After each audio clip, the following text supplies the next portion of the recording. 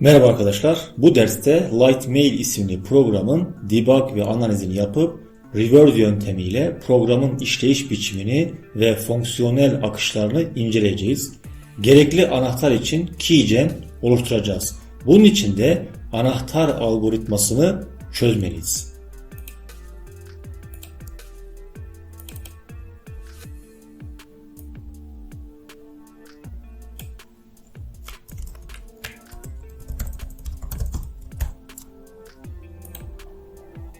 Bu yazılım assembly dilinde Lightmail isimli program için yazdığımız anahtar üreten bir keygen'dir. Reverse Engineering bir yazılım veya donanımın iç yapısını, çalışma mantığını ve kullanılan algoritmaları orijinal kaynak kodu olmadan inceleyip çözme sürecidir. Genellikle hata ayıklama, güvenlik analizi, güvenlik açıklarını bulma veya koruma mekanizmalarını anlamak için teknik amaçlarla yapılır. Bu gördüğünüz bir keygen örneğidir. Peki keygenler nedir? Temel olarak bir yazılımın lisans anahtarını üreten küçük programlardır. Keygenler reverse engineering topluluklarında eğitim ve inceleme amacıyla yazılırlar. Çünkü çoğu yazılımcı için kırılması zor bir algoritmayı çözmek zeka ve ustalık oyunu gibidir. Bir program için nasıl keygen oluşturulur? Önce programın reverse işlemi yapılır ve anahtarın hangi matematiksel kurallara göre geçerli olduğu bulunur. Sonrasında çıkarılan bu algoritma başka bir dilde tekrardan yazılıp keygen oluşturulur. Keygenler genellikle assembly dilinde yazılırlar çünkü assembly'de grafik veya arayüz tamamen elle piksel piksel yapılabilir. Bu da genellikle daha farklı, daha retro, tamamen özel ve minimal arayüzlerin ortaya çıkmasına neden olur. Keygenler müzik çalan, ses çıkaran, animasyonlu pencereler gösteren sürümleri de vardır. Bu bir tür kültür haline gelmiştir. Keygen yazılımlarda kullanılan müzikler, sesler Cracktro olarak tabir edilir. Keygenlerdeki müzikler ve görseller Demison denen underground bilgisayar topluluğunun etkisinden gelir. Keygenler sadece bir yazılım değil, aynı zamanda reverse kültürünün teknik ustalığının birleştiği bir alandır. Bir keygen'de mevcut olan bu özellikler keygen'i yazan kişinin imzası olarak kabul edilir. Şimdi programı bu web sitesinden indirelim.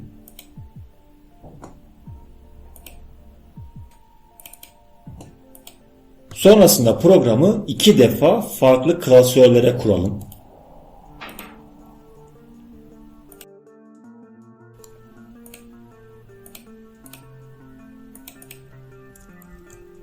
Biri reverse işlemi için,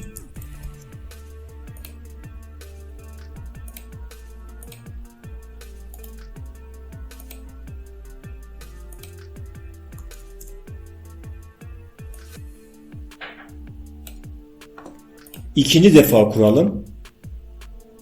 Bu da keygen oluşturmak için.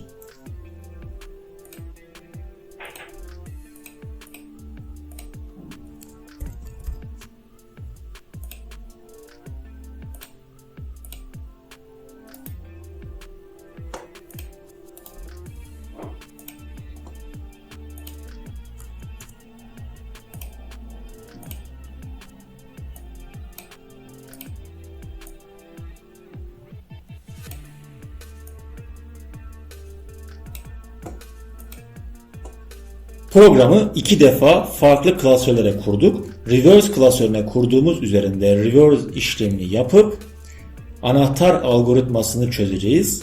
Sonrasında keygen klasörüne kurduğumuzun üzerinden de keygen oluşturma işlemini yapacağız. Bu program ne işe yarıyor? Bu yazılım kullanımı kolay bir posta sunucusudur. Programı ilk açtığımızda hata mesajı, anahtar isteyen bölüm, deneme sürümü olduğu belirten metin ve uyarıları kontrol ediyoruz. İlk açılışta bir uyarı ekranı geliyor ve bu ekranda hayır diyelim. Sonrasında Help Register bölümünde bizden bir e-mail ve anahtar girmemizi isteyen bir bölüm açılıyor. Buraya herhangi bir değer ve anahtar girip Register dediğimizde bize hata ekranını gösteriyor.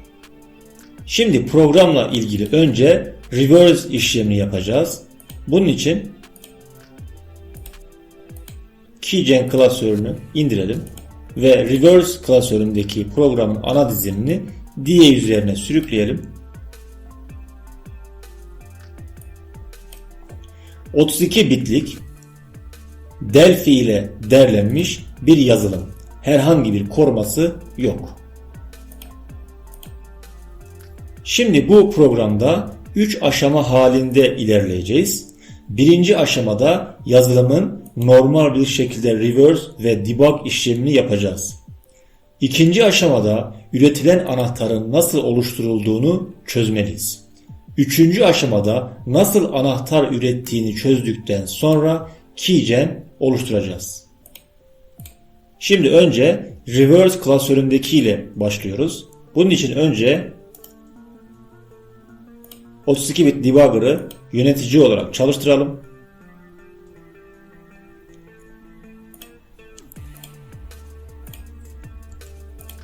Sonrasında dosya aç deyip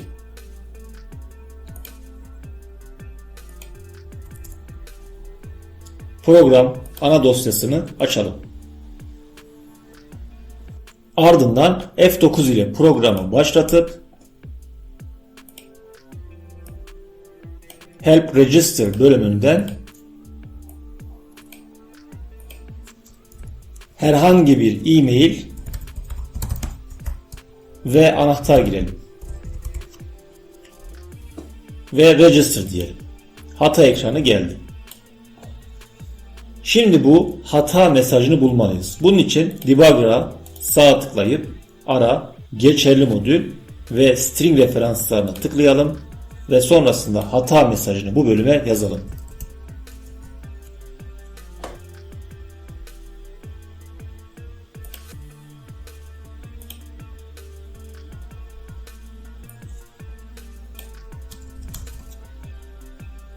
Sonrasında hata mesajına çift tıklayıp olduğu bölüme gidelim. Sonrasında bu geldiğimiz hata mesajının olduğu bölümün ana fonksiyonuna gitmek için yukarı doğru ilerleyelim.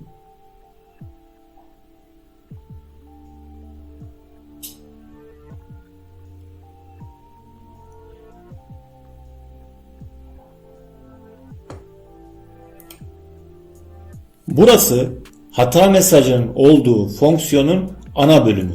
Buraya bir breakpoint ekleyelim. Çünkü aşağı doğru indiğimizde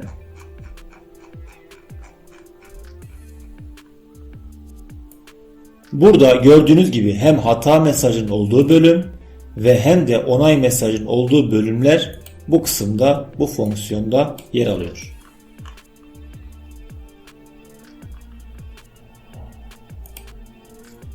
Şimdi bu fonksiyon başlangıcına breakpoint ekledikten sonra tekrardan program arayüzünden register diyelim ve bu breakpoint satırına gelelim. Sonrasında F8 ile satır satır ilerleyelim.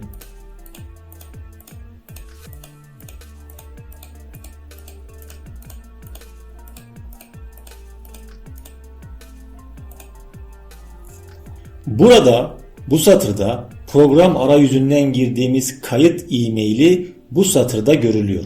Yani EBP4 tuttuğu veri bizim kayıt olurken yazdığımız e-mail adresi. Zaten alt açıklama kısmında da bunu görebilirsiniz.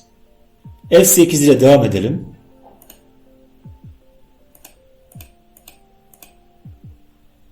Bu satırda EBP8'in tuttuğu veri bizim kayıt olurken girdiğimiz rastgele anahtar. Alt açıklama kısmında yine bunu görebilirsiniz. Test anahtar. F8'e devam edelim.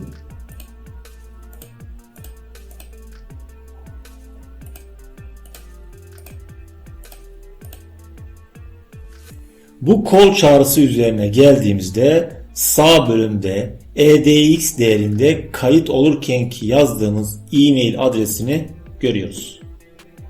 Şimdi bu call çağrısı üzerindeyken tekrardan F8 tuşlayıp bir alt satıra inelim.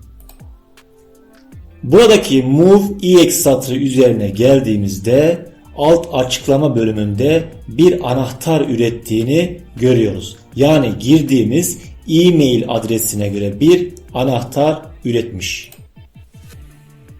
Yani üstteki bu call çağrısından sonra bu anahtarı oluşturuyor. Bu call çağrısının adresini not edelim.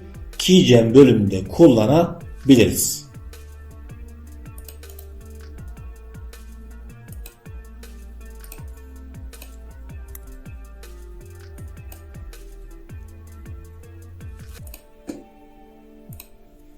Şimdi bu alt açıklama kısmında üretilen anahtarı kopyalayalım.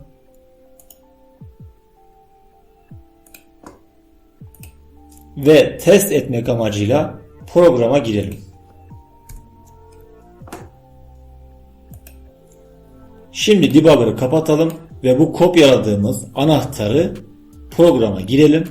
Çalışıp çalışmadığını kontrol edelim.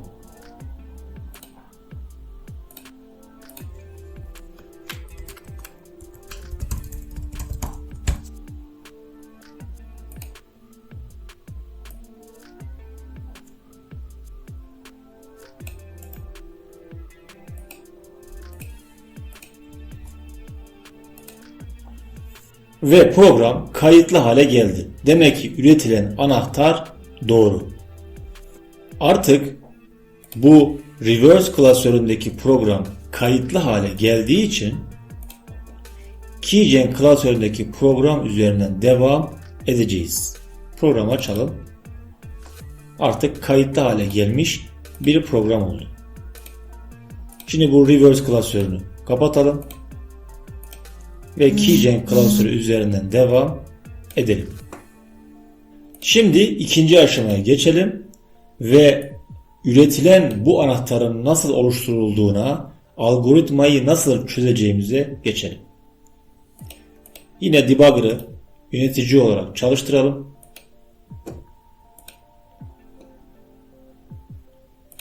Ve bu Keygen klasörüne gidip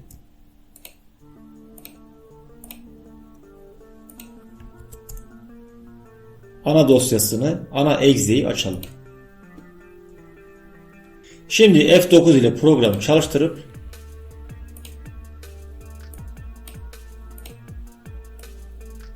yine herhangi bir değer ve anahtar girelim.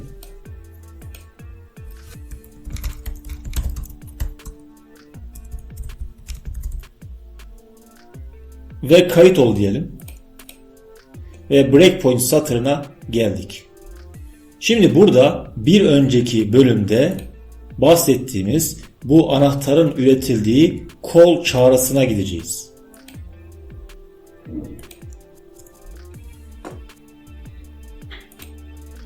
Şimdi F8 ile satır satır ilerleyelim.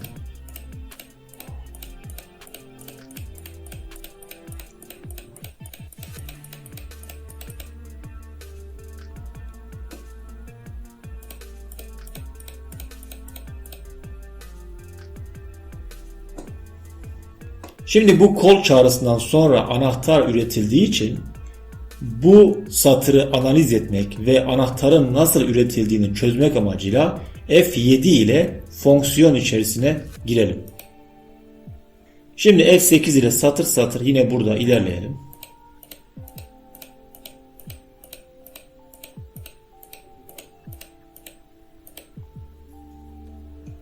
Buradaki EBP4 değeri kayıt olurken girdiğimiz e-mail adresini tutuyor. F8 ile ilerleyelim.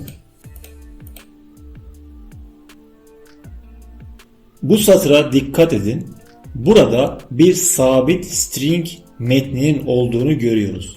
Bunu sağ tıklayıp kopyalayalım.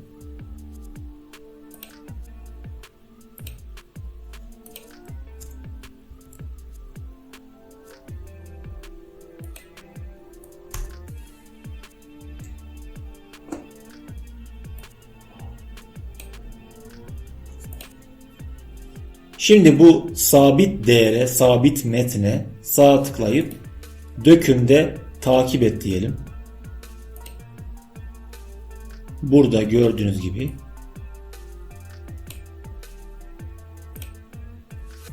Buradan şunu anlıyoruz. Girilen mail adresinden kayıt anahtarını üretmek için program kendi içerisinde sakladığı bir sabit metni var. Bu sabit metin de buradaki bölüm. F8'e ilerleyelim. Bu satırda EBX değeri 1 yapılıyor. Çünkü bu satırdan sonra bir döngü başlıyor. Şimdi bu döngüyü satır satır açıklayalım. F8'e devam edelim. Bu satırda girilen e-mail adresinin uzunluğu alınıyor. Bunu yine sağ taraftaki EX değerinde görebilirsiniz. F8'e devam edelim. Buradaki push EX değeri EX değerini stack alanına gönderiyor. Yani sağ alt bölüme gönderiyor. F8'e devam edelim. Buradaki move EX EBX değerinde EX değeri EBX değerine aktarılıyor. Buradaki satırda EX değerinden 1 çıkarıyor. Devam edelim. Buradaki pop EDX satırında yığındaki yani stack alanındaki ilk değeri EDX kaydına taşıyor. F8'e devam edelim. Buradaki move ECX EDX satırında ECX değeri EDX değerine aktarılıyor. ECX aşağıda bölen olarak kullanılacak. Devam edelim. Bu satırda bölme işlemi yapılıyor. Yani bölüm EX kalan EDX'tir. Şimdi F8 tuşlayıp bir satır aşağıya inelim ve aldığı değeri görelim. F8'e devam edelim.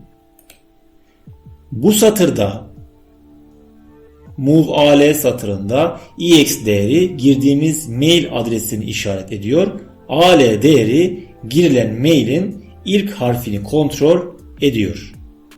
I. F8'e devam edelim. Buradaki bu komutlar sabit string değerinin yani buradaki metnin değerleri ile yapılacak XOR işlemini tamamlamak için AL değerine aktarılacak verilerin ne olduğunu belirliyorlar. F8'e devam edelim. Bu satırda ise DL sabit string'in ilk harfini taşıyor. Yani T. Devam edelim. Bu satır önemli.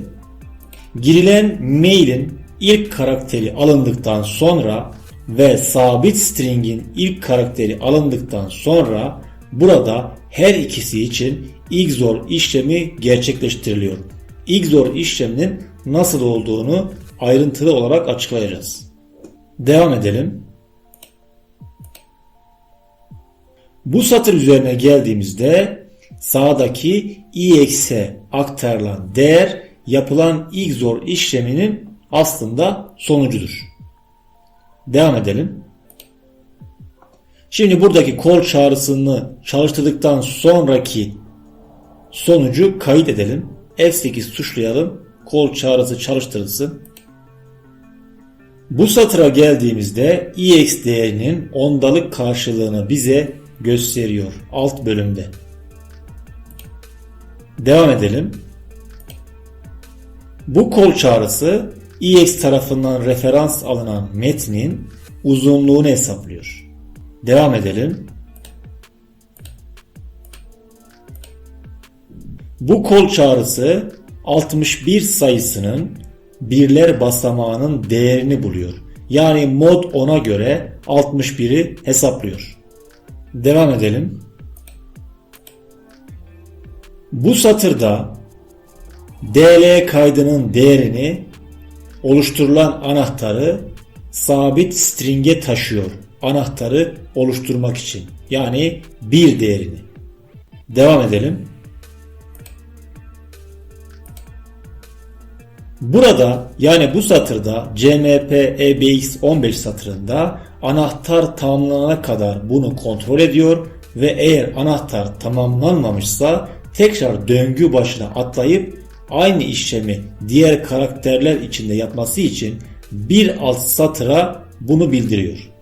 Sonrasında bu bir alt satırdaki JN'ye atlama satırı bir üst satırdan aldığı bilgiye göre yani CMP satırından aldığı bilgiye göre eğer anahtar hesaplaması bitmediyse tekrar döngü başına gidip aynı işlemleri diğer karakterler içinde yapacak.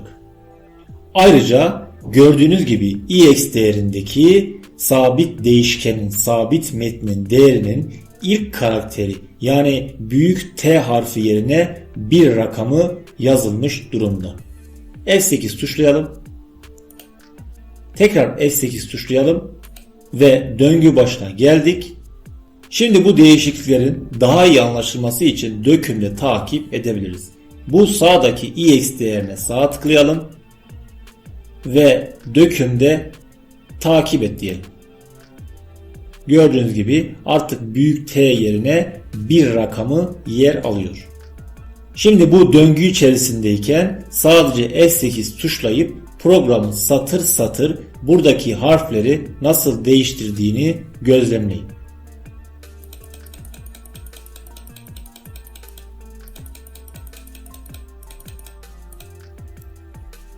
Ve gördüğünüz gibi artık ikinci karakter de değişti ve 8 oldu.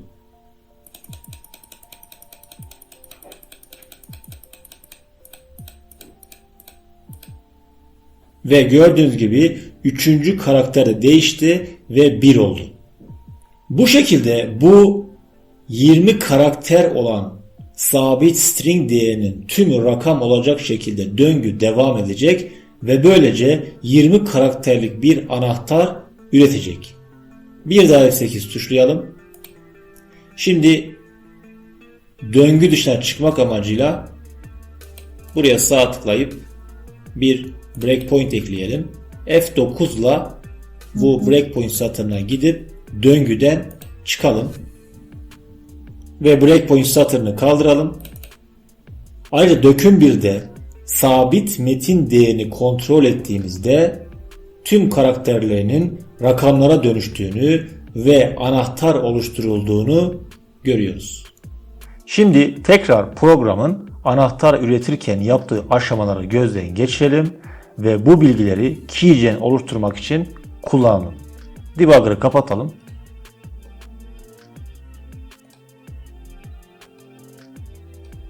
Bu bizim sabit metnimiz. Bu programın ürettiği anahtar.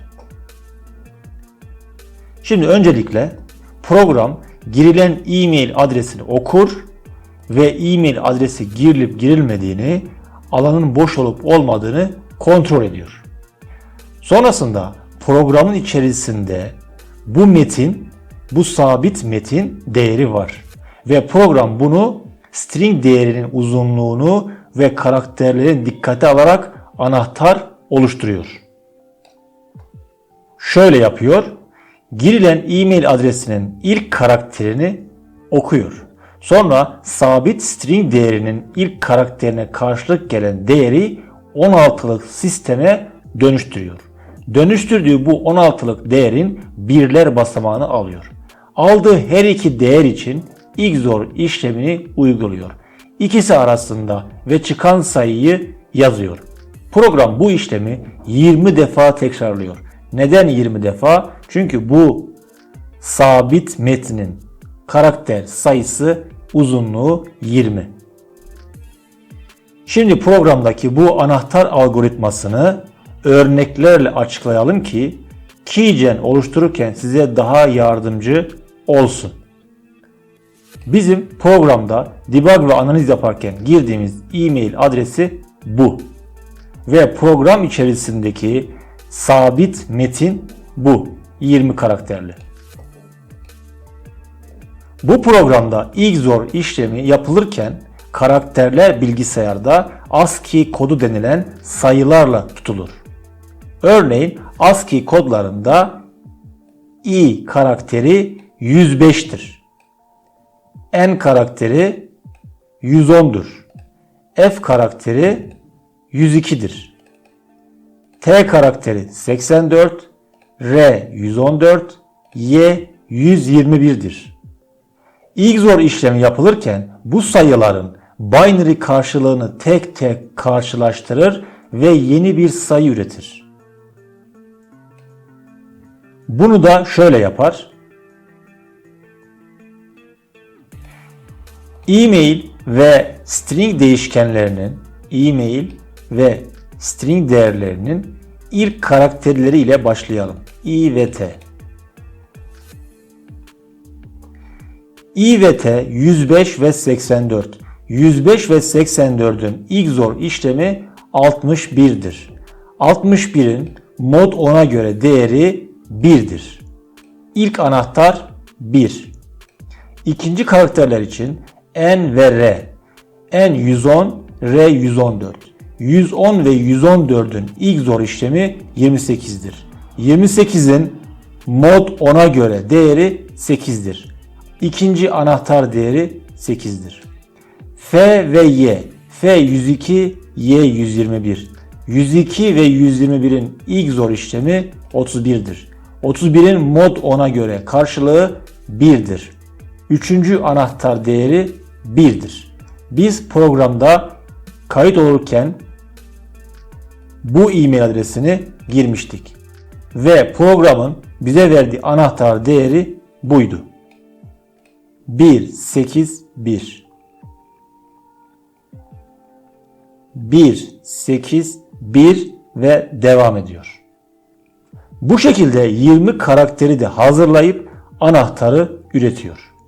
Şimdi yazılımın nasıl anahtar ürettiğini, algoritmasını çözdükten sonra keygen oluşturmaya geçebiliriz. .NET ortamında hazırladığımız şablon üzerinden bunu görelim.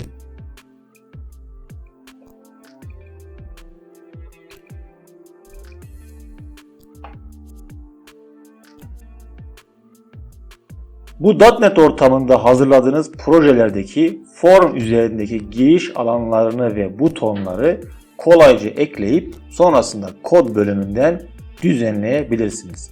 Biz burada programın yani Lightmail'in kullandığı anahtar algoritmasını çözdükten sonra aynı algoritmayı C# dilinde çalışacak şekilde hazırladık. Şimdi kodları görüntüleyelim.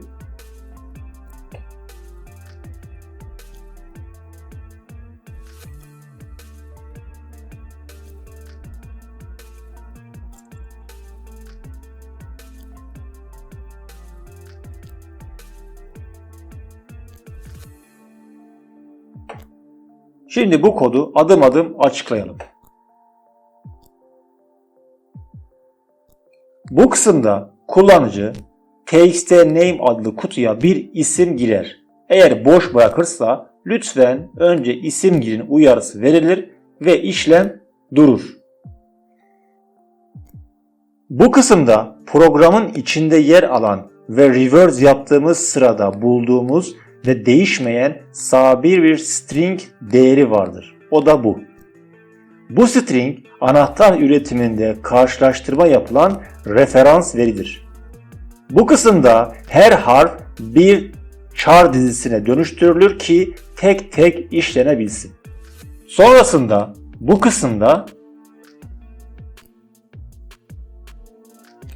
XOR işlemesi yapılıyor. Yani bu kısım anahtar üretilen ana bölümdür. MyCount kullanıcının girdiği ismin hangi harfinin kullanılacağını takip eder. Döngü 20 kere döner. Çünkü anahtar 20 hanelik üretiliyor. Eğer MyCount ismin sonuna geldiyse tekrardan başa döner. Bu satırda NameMyCount kullanıcının ismindeki karakterin ASCII değeridir. Bu bölümde sabit string'deki karakterin ASCII değeridir.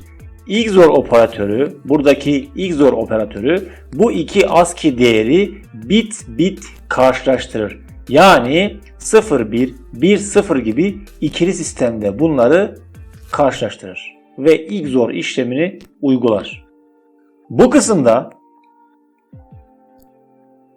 bu işlem ile sayı karakter haline getirilir ve sabit string'in metnin ilgili karakteri oluşturulan rakamla değiştirilir. Ve bu kısımda oluşturulan yeni anahtar tamamen 20 rakamdan oluşturulur. Ve oluşturulan 20 karakterlik rakam seri anahtar olarak ekrana yazdırılır. Şimdi bu haliyle derleme işlemini yapalım.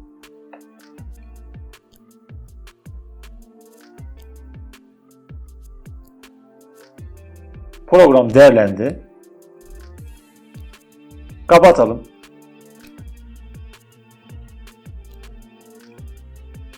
Sonra .NET projemizin olduğu klasördeki bin debug bölümüne gidip oluşturulan exe'mizi çift tıklayıp çalıştıralım. Ve buraya bir mail girelim. Sonrasında anahtar üret diyelim. Sonrasında bu bilgilerle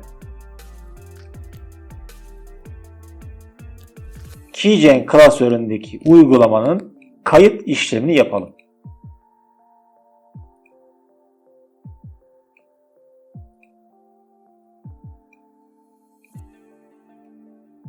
Mail bölümüne yapıştıralım. Anahtarı kopyalayalım. Yapıştıralım. Ve register diyelim. Gördüğünüz gibi kayıt işlemini gerçekleştirdi ve anahtarı kabul etti.